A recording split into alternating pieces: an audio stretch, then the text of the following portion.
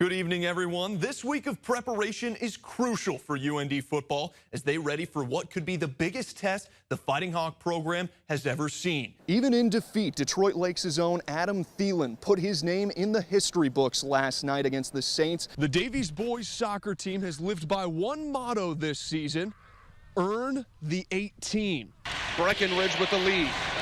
Noah Christensen has it out high, trying to drive on Jensen. Beachy, a good cross, opens up the lane, and he finishes among the trees. For the past 4 years, at the end of every NHL season, we've all been asking, will this be the end for Matt Cohen, as the Moorhead product remains the oldest player in the league at the ripe age of 41. It's been nearly a decade since Adam Thielen roamed the halls of Detroit Lakes High School, but one thing that hasn't changed here is the Laker love for their Pro Bowl wide receiver. Our two players to watch. We'll tip this one, and we're underway. Century with the rock, getting it right up to Keplin, and she lays it off glass to get things started for the Patriots.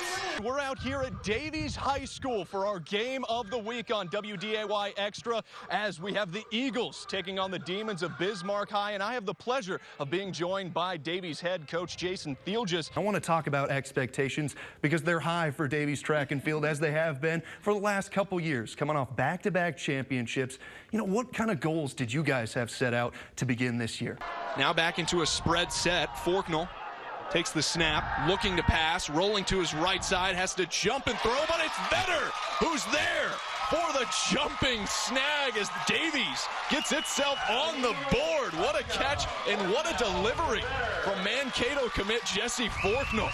But the biggest change that Jackson has seen since moving across the globe hasn't been the culture or the customs or even the football. It's been himself. Now from the Bison to the Bisons, as UND hockey gets closer to the start of their season with an exhibition against the Bisons of Manitoba. The goal for Daniel Drelu is the 2024 Olympics. So I decided to hop in the ring with him to see if he's really got what it takes. You ready, Daniel? Yeah, ready. From US Bank Stadium for WDAY Sports, I'm Taylor Mankle. January 9th, Nicole Herbranson got news that her sister and hero, Janie Halverson, was killed in a car accident. Herbranson's life would never be the same, but the memories she holds of her sister continue to mold her into the young woman she wants to be. My whole life, I've grown up going to the gym with her. I mean, like, I remember going to the gym with her and I couldn't even get the ball to her because I was so little.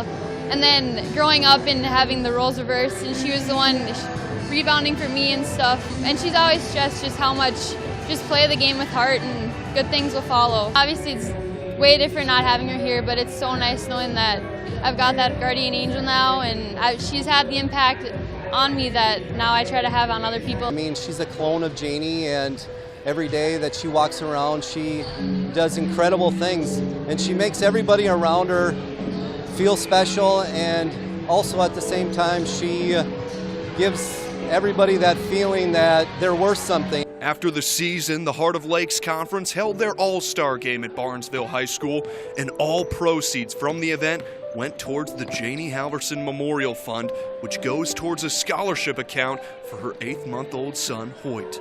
It's kind of crazy. She's teaching me just as much now as she did when she was alive, and I don't know, I keep trying to carry out what she did through me, and I don't know, just passing on what she did for others. Herbranson will continue to follow in her sister's footsteps by playing basketball at the collegiate level when she suits up for MSUM next winter. For WDAY 6 Sports, I'm Taylor Mankle. Communication is an important yet difficult task in all of sports, swimming included.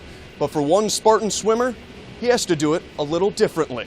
I am a 17-year-old deaf swimmer. I was born profoundly deaf, which means I had no hearing at all.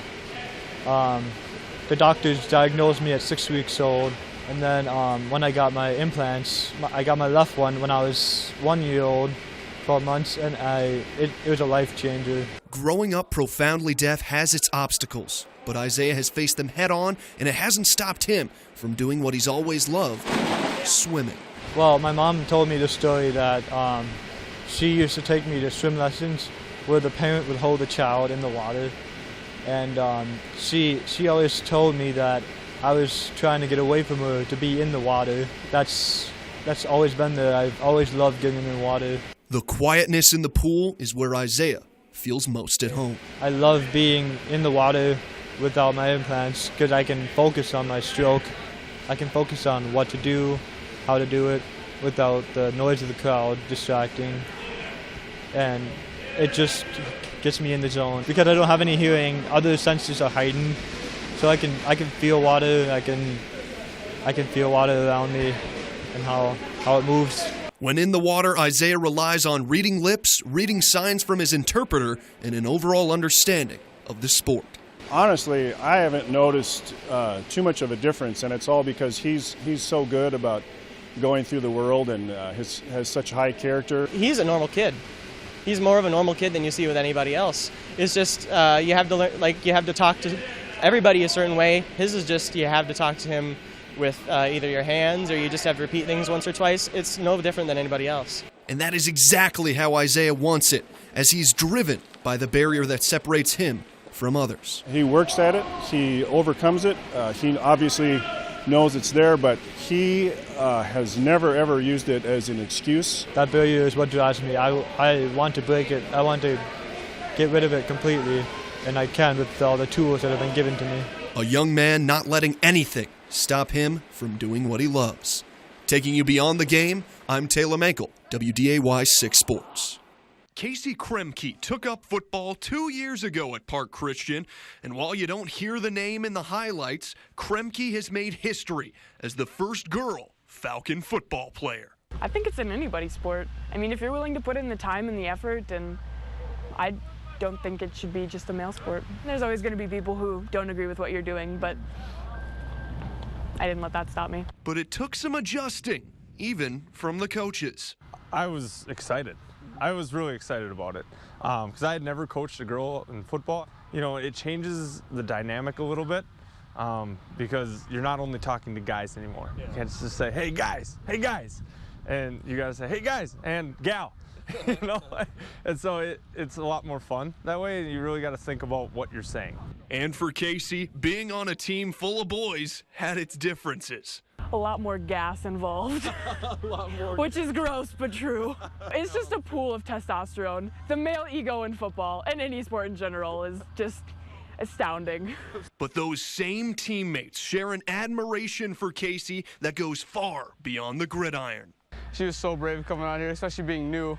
With her, I think it was her junior year when she came out, just so new to it, and having the bravery to stick with it and hitting guys and stuff, it was great. And it's an experience she wouldn't dare take back. It's memories that I'll remember forever. You know, from my first football game that I played, that I came out off the field and I just had scuff marks all over my helmet and mud all over my jersey. There's nothing better than that. I never heard about football. That was the case for the majority of Jackson He's life. His given name is Han Pei-zhan, and he grew up in a small town of Songwon, China, where one day his parents decided that he would benefit from an education in the United States. I was shocked. I'm going to a foreign country, and then at that time I wasn't speaking this good English, and then I'm about to lose all my friends, so I was pretty shocked.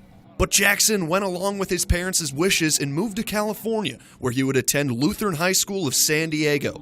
But one day, a little in-school recruiting changed the course of his life. The coaches just walking around the campus, just recruiting offensive guard.